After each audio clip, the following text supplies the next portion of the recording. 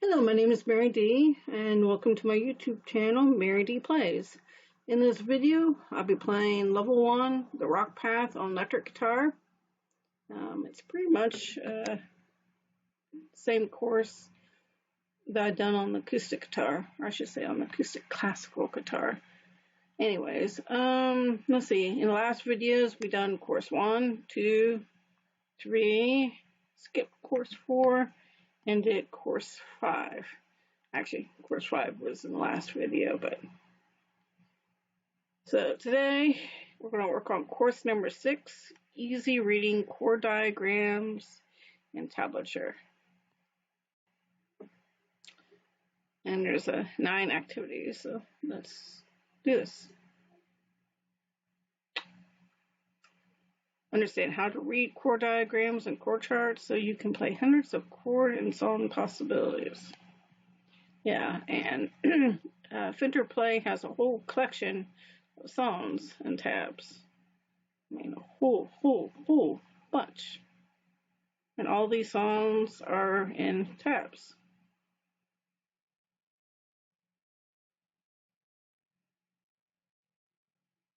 I mean, there's a whole list. Okay, moving back to the lesson. Let's see, we were in level 1. All right.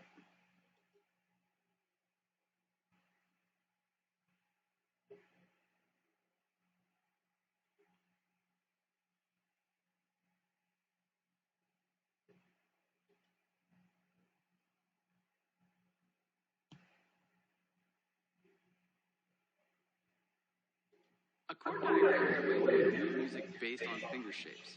How do you read one? The diagram has lines that are going up and down and lines going across. The lines going across represent your frets. The top line, the thicker line, is actually the nut of the guitar, but the one directly below it is your first fret, followed by the second, third, and the fourth. The lines going up and down represent your guitar strings. So from left to right, E, A, D, G, B, and high E. The next thing to look for are dots, and the dots on the diagram tell you where to place your fingers. So for example, your 1-finger G chord, take your third finger and put it on the third fret of high E. That's where the dot's located, right there. Next, look at the top of the diagram for the X's or the O's. The O's tell you which strings to strum open. So with a 1-finger G chord, we strum 3 strings. If you see an X, the X's indicate which strings to avoid. So if there's an X above E, A, or D, we won't strum that. So we just stick with the O's and then the dots on the fretboard itself. It's literally as though the guitar is hanging off the wall and you're looking straight at the fretboard.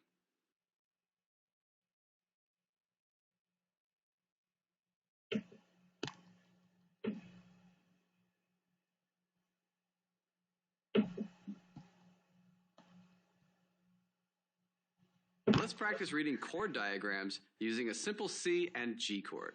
Let's take a look at the following diagram of a simple C chord. So as you're looking at the diagram, the line going up and down on the right is your high E string, and on the top of that line you'll see a 0.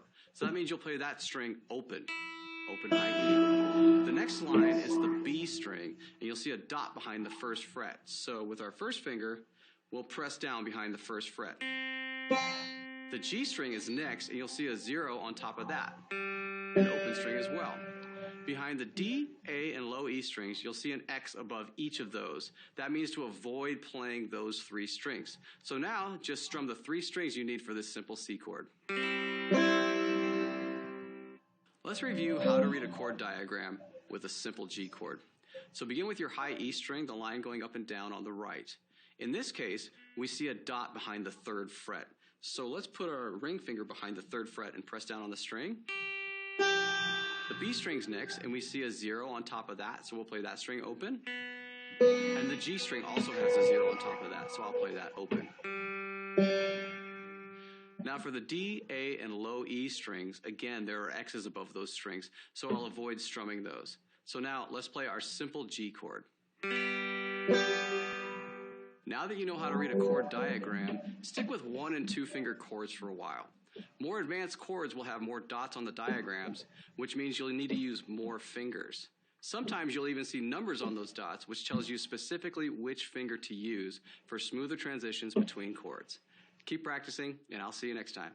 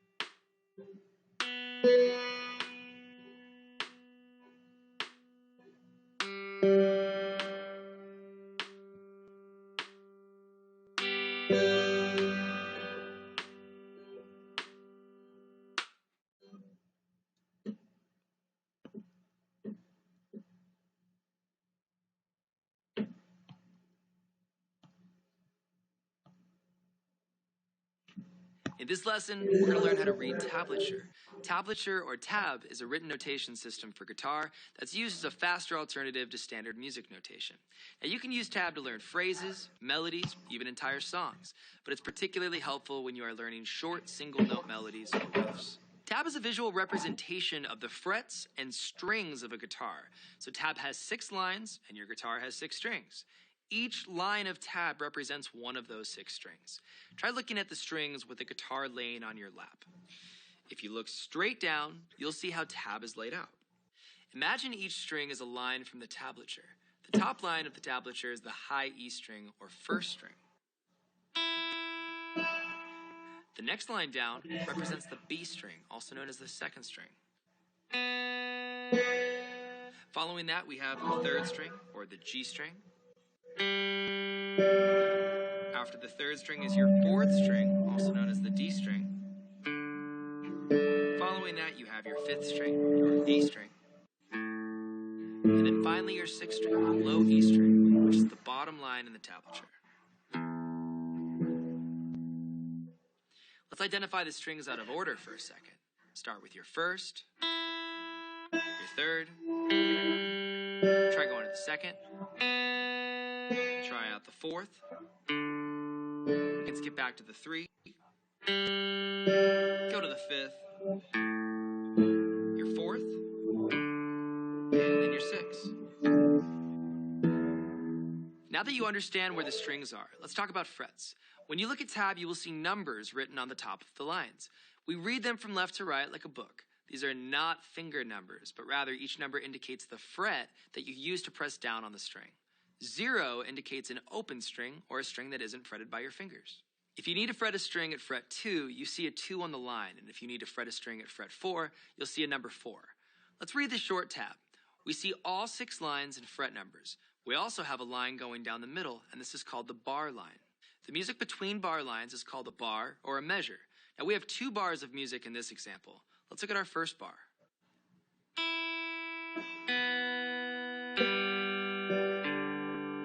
You'll notice a 0 on the first string, second string, third string, and an open 4th string. And in the second measure, we have 2 notes on the 4th string, or your D string. They go from the 1st fret to the 3rd fret. Then we skip over to the G string's 1st fret, and then we even play the 2nd fret of your B string. Now let's talk about playing multiple strings. When 2 strings or more are played together at the same time, the fret numbers you are using are displayed directly on top of each other. So let's look at this tab. This time we have 3 bars of music. Let's look at the first bar. Here we have 2 open strings played at the same time on the E and the B strings. Next up, we have the G and D played together. And in that next bar, we have the A and the E played together. Now that you know how to read tab, search for songs or melodies to play that are written in tab. You'll find that it's a great shortcut for learning how to play songs.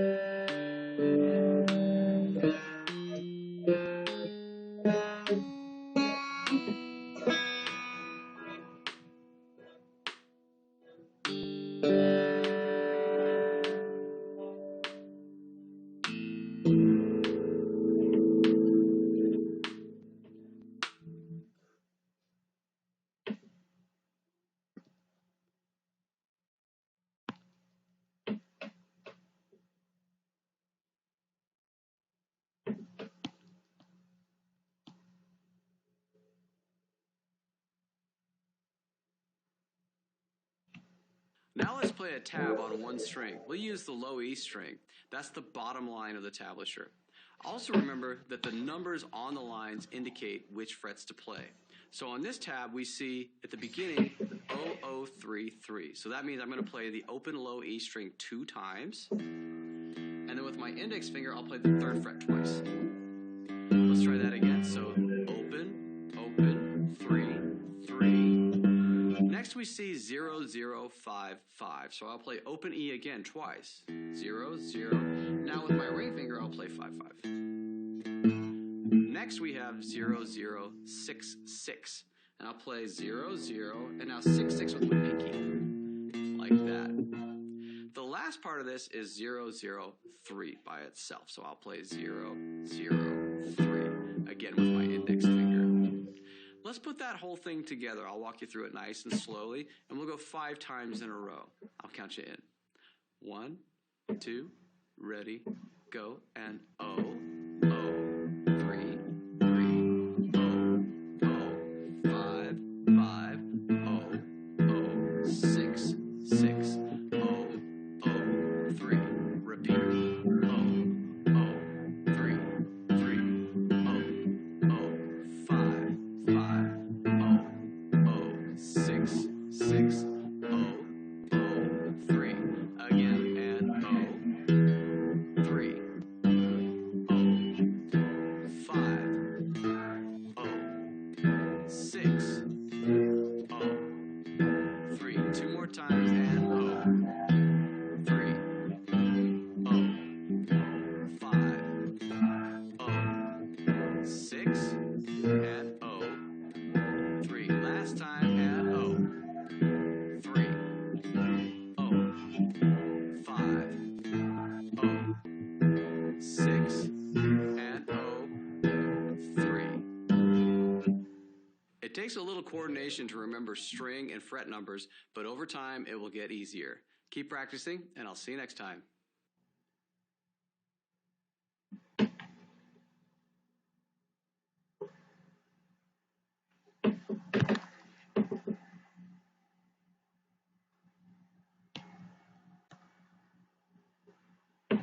In this lesson, we're going to talk about what time signature is, the important information it contains, and how to read the most common time signature, 4/4. What is time signature? Time signature shows us how the music is counted. You can find it at the beginning of a tab in a song. It's made up of 2 numbers, and they look like a fraction. Almost all music has an underlying pulse, and this pulse is called the beat. A time signature helps us group the beat into short, manageable segments called bars or measures. Bars are indicated by vertical lines called bar lines. Once separated into bars, we can keep track of the beat by counting up to a number from 1. The time signature tells us which number to count up to. It also tells us what type of note we will use to define the beat. There are many different time signatures, but some are more common than others. Let's check out a really common one.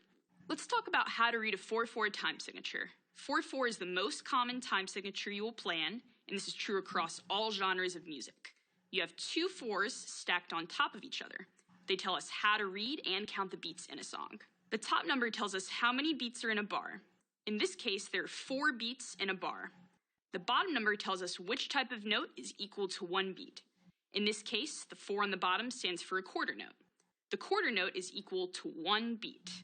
You can have different combinations of rhythms, whole notes, half notes, and quarter notes in a bar of 4/4 time as long as they add up to 4. That's how to read a 4/4 time signature.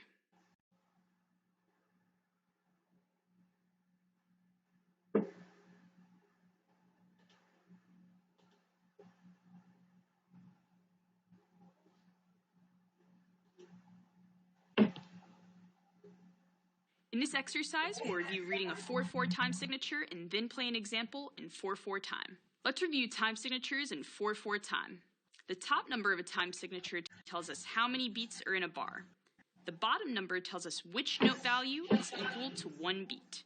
In 4/4 time, the top number tells us we have 4 beats in a bar, and the bottom number tells us that the quarter note is equal to 1 beat. Let's walk through this exercise in 4/4 that combines basic rhythms like whole notes, half notes, and quarter notes. We have 2 bars of rhythm and we'll be playing on the open high E string. In the first bar, we have a whole note which is equal to 4 beats. Let's play and count that much. 1, 2, 3, 4. In the second bar, we have a half note which is equal to 2 beats and 2 quarter notes which are each equal to 1 beat. Let's play and count this measure together. 1, 2, 3, 4. Let's go back to the top and put these 2 bars together, playing and counting. 1, 2, 3, 4. 1, 2, 3, 4. Now, let's play this exercise 4 times in a row to a steady tempo without stopping. To get the most out of this exercise, see if you can count out loud while you are playing. I'll count you in. 1, 2, 3, 4. 1, 2, 3, 4. 1, 2, 3, 4. 1, 2, 3, 4. 1, 2, 3, 4. 1, 2, 3, 4. 1, 2, 3, 4. 1, 2, 3, 4. 1, 2, 3, 4. Congrats, you just read rhythms in 4/4 time, and we'll see you next time.